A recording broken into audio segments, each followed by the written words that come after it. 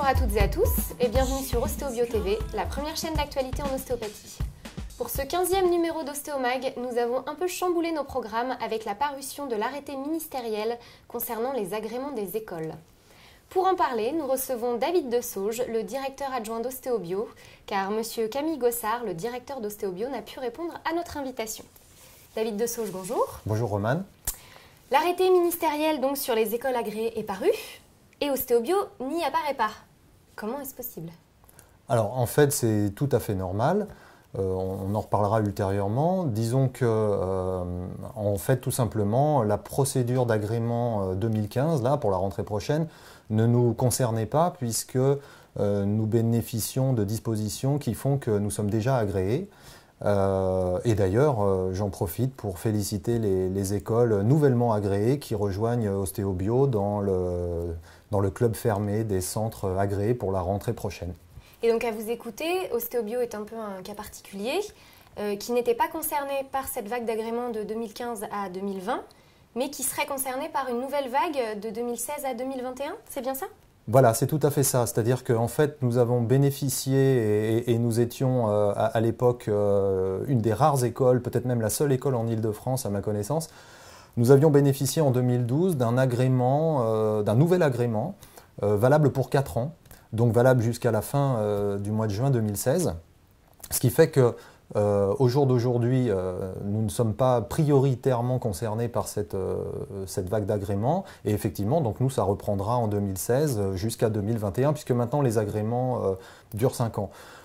Mais tout de suite, je voudrais préciser 2 choses. La première, c'est que nous nous étions donnés pour objectif prioritaire d'être prêts dès la rentrée prochaine. Nous voulions montrer notre bonne foi auprès de l'administration. Ce qui fait que tous les critères des nouveaux agréments, on y répond déjà. On s'est forcé. Vous avez déposé un dossier en février 2015. C'était une obligation légale. Même en étant toujours agréé, on devait de toute façon déposer un dossier entre le 1er janvier et le 28 février 2015. Donc ça, on l'a fait. Et on s'était vraiment donné comme objectif prioritaire d'être déjà prêt pour la rentrée prochaine. Et la deuxième chose que je voudrais préciser, c'est que de toute façon, tout cela sera expliqué dans une conférence qu'on va organiser au sein des locaux de l'école dans les tout prochains jours. Et évidemment, les parents d'élèves, les étudiants, nos prospects, nos enseignants vont tous recevoir un courrier leur signifiant la date et l'horaire de cette conférence pour répondre à toutes leurs questions éventuelles. Donc de toute façon, pas de panique, tout sera éclairci, mais dans l'immédiat, de toute manière, ce qu'il faut retenir comme mot d'ordre, c'est que de toute façon, on n'est pas pour l'instant concerné par cet agrément. Donc le fait qu'Ostéobio n'apparaisse pas sur l'arrêté ministériel ne signifie pas que votre dossier a été refusé? Non, en fait, ça signifie surtout que probablement l'administration ne l'a pas étudié, parce que de toute manière, on n'a pas de nouvelles, nous, pour l'instant. Peut-être qu'on en aura. Pour l'instant, on est sur l'idée qu'il n'était pas prioritaire. Donc, il y avait des écoles qui, elles, attendaient l'agrément pour la rentrée parce qu'elles savaient que leur agrément actuel prenait fin au 31 août 2015. Donc, il fallait qu'elles sachent en urgence si elles étaient agréées pour la rentrée, pour le 1er septembre. En ce qui nous concerne, il n'y a pas d'urgence. Donc, soit, effectivement, l'administration n'a pas étudié notre dossier, soit elle l'a étudié et on connaîtra le résultat très prochainement. Pour l'instant, on n'a pas de nouvelles, mais on va nous le dire, on va nous donner le résultat. Et donc, quoi qu'il arrive, il y aura une continuité dans l'enseignement d'Ostéobio, là, à la rentrée 2016. Oui, alors après, si vous voulez, ce qu'il faut bien comprendre, c'est que même si on avait une réponse négative sur le dossier déposé à l'hiver dernier, ce que je n'envisage pas, mais enfin, même si c'était le cas, de toute façon, les dispositions prévoient que l'on puisse refaire une demande d'agrément entre le 1er septembre et le 31 octobre 2015 pour la rentrée 2016. Donc effectivement, après lorsque l'agrément actuel viendra à terme à la fin du mois de juin 2016, derrière, on embrayera sur un nouvel agrément jusqu'à 2021. Donc vous êtes confiant de toute façon sur le dossier que vous avez déposé en février 2015 ? Oui, de toute manière, on est tout à fait confiant sur ce dossier pour d'abord la raison que j'évoquais tout à l'heure, c'est-à-dire qu'on s'était fait fort de vraiment mettre en place tout ce qu'il fallait dès la rentrée prochaine, faire en sorte que sur le dossier et dans la réalité quotidienne, on réponde à l'ensemble des critères exigés par ces nouveaux décrets dès la prochaine rentrée. Et puis la deuxième raison, mais là on n'est pas les seuls, je pense que d'autres écoles ont fait comme nous, on a fait viser les textes et notre dossier par des avocats. qui nous ont confortés dans l'idée que notre dossier était infaillible sur le plan juridique, que tout allait bien. Alors c'est vrai que des fois il y avait des choses un peu bizarrement rédigées dans les textes qui font qu'on s'est posé des questions, mais globalement l'interprétation que nous en faisons n'est pas de nature à nous inquiéter sur l'agrément de notre école dans les années à venir. Et vous pouvez préciser un peu ce que vous voulez dire par l'interprétation que vous faites ? C'est un peu cocasse, mais disons qu'il y a entre les textes relatifs à la formation et les textes relatifs à l'agrément des écoles, parfois il y a des choses qui n'étaient pas très claires, des critères qui n'étaient pas énoncés de la même manière. Alors par exemple, des fois on s'est demandé si on nous demandait d'apporter des preuves concernant le fonctionnement de l'école au moment du dépôt du dossier, ou le fonctionnement de l'école à la rentrée prochaine, ou dans 5 ans. Des fois, on s'est demandé si on nous demandait de faire un état des lieux actuel ou un prévisionnel pour le renouvellement d'agrément à la fin de cette période de 5 ans. Donc bon, c'était... Voilà, mais en tout cas, on s'est arrangé pour répondre à chaque situation, en fait. Donc comme ça, on était tranquille. Et puis, au final, encore une fois, on a toute confiance dans ce dossier. La seule chose, c'est qu'on ne sait pas encore si on aura un résultat là bientôt ou l'année prochaine. Mais encore une fois, on a 1 an de plus, nous. Oui, donc on comprend bien la difficulté de ce dossier, mais de toute façon, on a bien compris qu'il y aura une rentrée à Ostéo-Bio en septembre 2015 et que absolument. Vous avez de toute façon la possibilité de redéposer un dossier à l'automne pour la rentrée 2016. Si l'administration nous y obligeait, mais je le répète, notre dossier est excellent. D'ailleurs, ce n'est pas moi qui le dis, ce sont nos partenaires. On a des partenaires, que ce soit dans des facultés en France ou dans des écoles d'ostéopathie à l'étranger. Pour citer notamment l'Université libre de Bruxelles, qui contient une école d'ostéopathie, qui est la seule école européenne à avoir intégré l'université, que vous connaissez d'ailleurs, vous avez fait un ostéomag à ce sujet. On a rencontré les dirigeants de la British School of Osteopathy, qui est l'école la plus prestigieuse d'Europe, qui fonctionne exactement sur les mêmes standards que les nôtres, donc on n'est absolument pas inquiet et je dirais qu'on fait force de qualité et on fait référence en termes de qualité de la formation ostéopathique. En tout cas, par rapport à des standards européens et même mondiaux, on ne s'inquiète pas là-dessus. Et puis sur le plan juridique, je le répète, on est vraiment tranquille. Justement, pouvez-vous nous parler plus précisément de ce dossier que vous avez déposé en février dernier? Comment se présente-t-il exactement? Ce fut un gros travail quand même, très contraignant, qui nous a pris beaucoup de temps, plusieurs mois de travail et puis quelques nuits blanches, je ne vous le cache pas. Mais bon, il faut reconnaître qu'il a eu le mérite de nous obliger à formuler certaines choses qui n'étaient pas forcément formulées, à mieux organiser administrativement notre fonctionnement. Donc ça, ce n'était pas une mauvaise chose. Par exemple, il nous a obligés à rédiger un dossier pédagogique que nous n'avions jamais développé, détaillé à ce point-là. Et qui pourra resservir. Et qui pourra resservir. C'est un dossier qui fait 250 pages avec les annexes, qui détaille compétence par compétence tous nos objectifs de formation, les résultats attendus, les orientations pédagogiques de notre cursus. Donc c'était très intéressant de formaliser ça pour nos étudiants, pour leurs parents, pour nos enseignants, bien sûr, de manière à s'assurer que l'enseignement soit homogène au sein de l'école. Et puis aussi pour nos partenaires nationaux ou internationaux, c'est quelque chose de très intéressant qu'on va mettre en ligne, qu'on va rendre public dès la rentrée prochaine. Et puis, que dire de plus? C'est un dossier qui faisait près de 2200 pages. Il y avait 56 critères auxquels il fallait répondre point par point. Bon, voilà, c'est ce qu'on a fait. Et est-ce que vous pouvez nous en dire plus sur ces critères d'agrément? Alors oui, pour être simple, parce qu'il y a quand même plusieurs textes, l'article 2 du décret relatif à l'agrément, donc 2014, pour ces nouvelles dispositions d'agrément, résume assez clairement les choses. Il évoque 8 points les plus importants, parmi lesquels il y a des formalités relatives à l'ouverture d'un centre d'enseignement supérieur, ça c'est des choses toutes bêtes, des annonces légales, etc. Oui, ça doit être fait depuis longtemps. Oui, bien sûr. Oui, on existe depuis 27 ans, donc effectivement, ça date pas d'hier.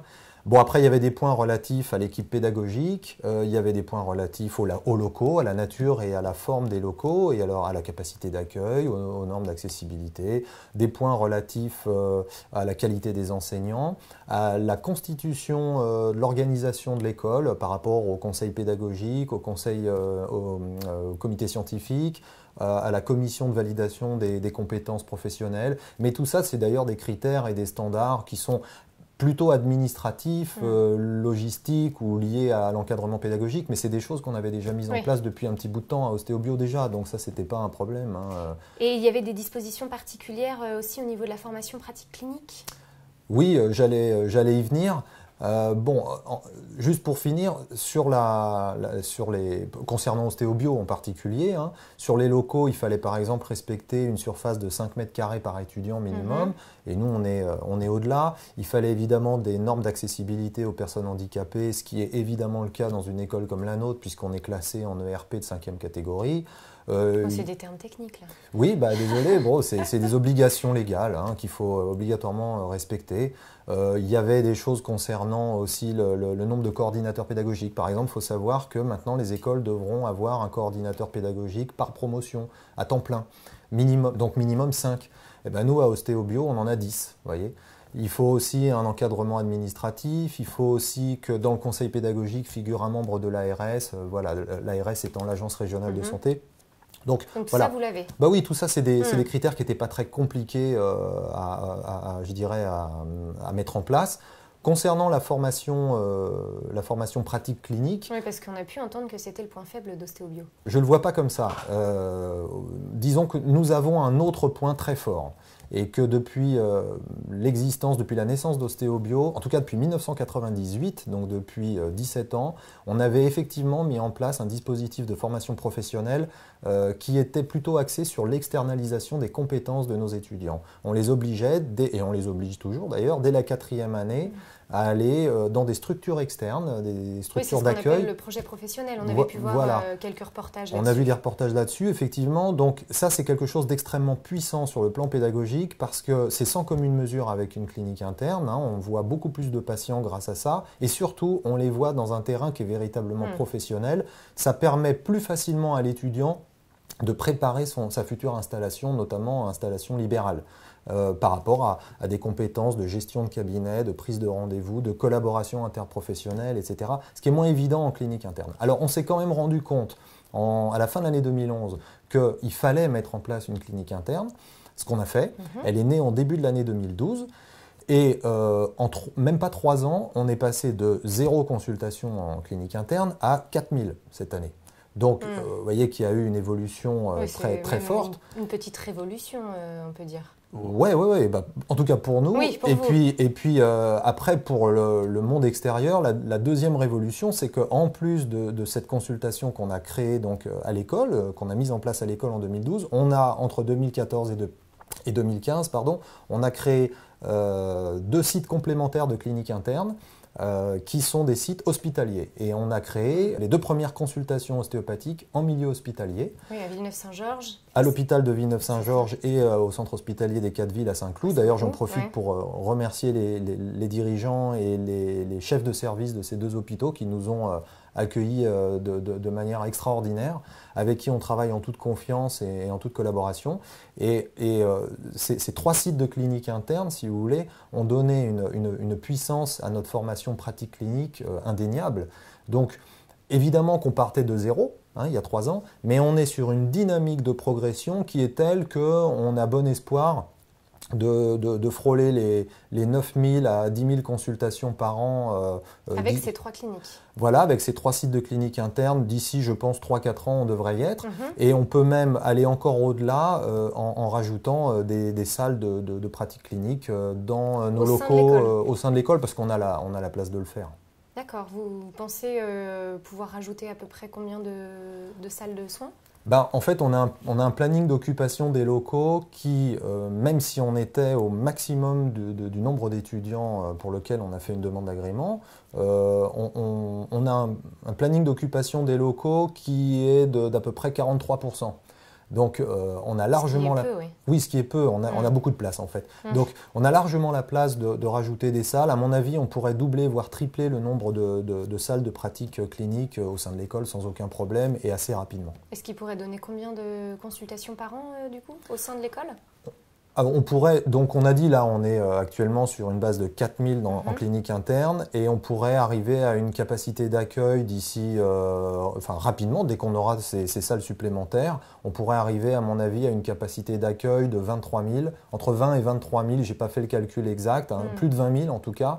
Dont 15 000, 14 ou 15 000 simplement sur le site de Cachan. Et vous continuez à développer des partenariats hospitaliers ? Pour l'instant, on va déjà asseoir et consolider ce qui existe déjà parce qu'on est extrêmement heureux d'avoir été accueillis par ces partenaires hospitaliers. Il n'est pas question de les décevoir ou de manquer à nos obligations. On veut que ça se passe bien, on veut que ça devienne quelque chose de référencé et entre guillemets d'institutionnel. Ils sont évidemment très satisfaits, que ce soit l'administration, le corps médical ou paramédical et les patients bien sûr, et nos étudiants et nos tuteurs. Tout le monde est satisfait. Alors on ne va pas se mettre à courir plusieurs lapins à la fois, pardonnez-moi l'expression. On va déjà bien consolider ça et puis bon, on va surtout se focaliser dans les semaines ou les mois à venir à augmenter le nombre de salles au sein de l'école. Mais il me semble que vous avez eu des réactions plus qu'hostiles suite à ces consultations au sein de structures hospitalières. Oui, alors pas dans les hôpitaux eux-mêmes, mais de la part de personnes ou d'organismes extérieurs aux hôpitaux. Bon, je crois que dans une période où il y a pas mal de choses qui se négocient et qui se disputent parfois même au niveau du monde de la santé, je pense que c'est relativement normal qu'il y ait ce genre de réaction. Un petit peu, les gens sont un peu sur la défensive, ils se demandent pourquoi des ostéopathes débarquent à l'hôpital, parce que c'est quelque chose de totalement nouveau. Donc ça, en France. En tout cas en France, oui, tout à fait. Vous avez raison de préciser, parce qu'on l'a dit, en Belgique, en Grande-Bretagne, c'est la norme. Chez nous, c'est vrai que c'est nouveau. Bon, il faut le temps que les gens se fassent à cette idée-là, qu'ils s'adaptent. Bon, ça ne m'étonne pas trop. Maintenant, ce qui me gêne un petit peu, c'est les réactions d'ordre purement corporatiste et après, parfois, avec même des attaques qui étaient limite diffamatoires, en tout cas qui étaient inadmissibles. On a dit que... moi, j'ai lu qu'on nous reprochait d'avoir mis en place des consultations au mépris de la sécurité des patients, alors qu'on est peut-être la seule école à enseigner des actes qui doivent être obligatoirement validés cliniquement, donc basés sur des études internationales de recherche clinique. On est peut-être la seule école à obliger nos étudiants à respecter des recommandations de bonne pratique. On nous a dit aussi qu'on cassait la concurrence, alors que toutes les consultations... Mais toutes les écoles ont leur propre clinique. Bah oui, et elles pratiquent des prix totalement similaires aux nôtres. Et puis alors que je sache, la médecine de ville et la médecine hospitalière fonctionnent très bien ensemble depuis des dizaines d'années. Donc voilà, je vois pas en quoi cet argument peut tenir. Et puis on nous a même dit qu'on risquait de déstabiliser tout le système en place. Enfin bon, bref, des arguments qui pour moi ne tiennent pas la route. On a parlé de la confidentialité du dossier médical des patients. Je veux dire, à aucun moment la CME des hôpitaux ne nous permettrait... Oui, les étudiants n'y ont pas accès. Non, ils n'y ont pas accès. Chaque fois qu'on a un patient, même si c'est un patient qui est dans un forfait hospitalier, on reprend l'interrogatoire, on n'a pas accès à son dossier. Donc vraiment, j'insiste là-dessus, ces consultations-là, il s'agit bien de consultations de clinique interne. Mais au sein d'un hôpital. Mais délocalisées, je ne sais pas comment on peut les appeler, délocalisées dans des locaux spécialement dédiés à la formation de nos étudiants dans un milieu hospitalier. Simplement, on a une consultation qui a été mise en place avec l'aval des services juridiques de ces hôpitaux et avec l'aval des CME. Donc, je veux dire, il n'y a pas à critiquer ça. Je pense que c'est plus des réactions épidermiques, ça passera. Et vous pensez qu'il pourrait y avoir des pressions suite à ces réactions épidermiques, comme vous les avez qualifiées, capables de faire infléchir la décision de la Commission nationale d'agrément ? Là, j'ose pas y croire. Enfin, ça m'étonnerait beaucoup. J'ose croire On est un peu sur la théorie du complot, mais... Oui, là, ça paraît gros. Je pense que... non, j'ose croire que les membres de la commission font preuve de probité et d'objectivité. Il n'y a pas de raison. Céder à ces pressions, si vous voulez, ça rendrait un avis... ça donnerait une nature politique à l'avis de la commission, alors que c'est absolument pas son rôle ni son droit. Elle doit rendre des avis qui doivent être juridiquement ou administrativement opposables. Donc non, ça me paraîtrait pas possible, ça. Donc quoi qu'il en soit, votre école est agréée jusqu'en 2016, mais pas au-delà pour le moment. Pour le moment, non. Oui. Donc vous comprendrez bien qu'un étudiant potentiellement intéressé par des études d'ostéopathie préfère intégrer une école agréée jusqu'en 2020 qu'une école agréée jusqu'en 2016. Oui, mais l'année prochaine, je répondrai qu'il vaut mieux s'inscrire dans une école agréée jusqu'en 2021. Voilà, c'est le jeu des vagues d'agrément et c'est le cycle classique d'un centre d'enseignement supérieur. Même pour les facs, c'est valable. Je veux dire, il y a des masters ou des écoles d'ingénieurs qui sont agréées pour 3, 4, 5, 6 ans. Bon, c'est normal. Je pense qu'il ne faut pas être obnubilé par cette notion d'agrément, c'est quelque chose de relativement routinier. Je dirais plutôt qu'il ne faut jamais oublier d'où l'on vient et qui l'on est. Ostéobio, c'est l'école la plus ancienne en France, 27 ans d'existence, agréée en 2007, agréée en 2012. Avec, je l'ai dit tout à l'heure, des avocats qui ont visé notre dossier, qui nous confortent dans l'idée qu'il est très bien. On a mis en place énormément de choses et comme je le disais tout à l'heure, des critères de fonctionnement qui sont déjà prêts pour la rentrée 2015. Pourquoi voulez-vous qu'on ne soit pas agréé en 2016 ? Enfin, c'est pas possible. C'est vrai qu'on est l'école la plus ancienne et en même temps on a toujours fait figure de pionnier dans le monde de la formation en ostéopathie, avec beaucoup de méthodes pédagogiques innovantes, avec les projets professionnels, les consultations hospitalières, des partenariats Erasmus. Oui, mais dans ce cas-là, on revient à ce qu'on disait tout à l'heure, avec la théorie du complot politique. Ça, franchement, je n'y crois pas. Il faut bien comprendre que ce qui compte dans un dossier comme celui-là, c'est le côté administratif et le côté juridique. Et de ce point de vue-là, on est absolument infaillible. Donc, encore une fois, pas d'inquiétude. Bon, je vois que vous avez tout prévu et que tout est en place pour la rentrée 2015. On est serein. Merci David Dessauge pour ces précisions et sans doute à très bientôt alors. À très bientôt, avec plaisir. Ostéomag, c'est fini pour aujourd'hui, mais on se retrouve dès la rentrée pour un prochain numéro où vous pourrez retrouver la revue des médias avec Alice et Nicolas. D'ici là, pour ceux qui en prennent, passez de belles vacances d'été. À très bientôt.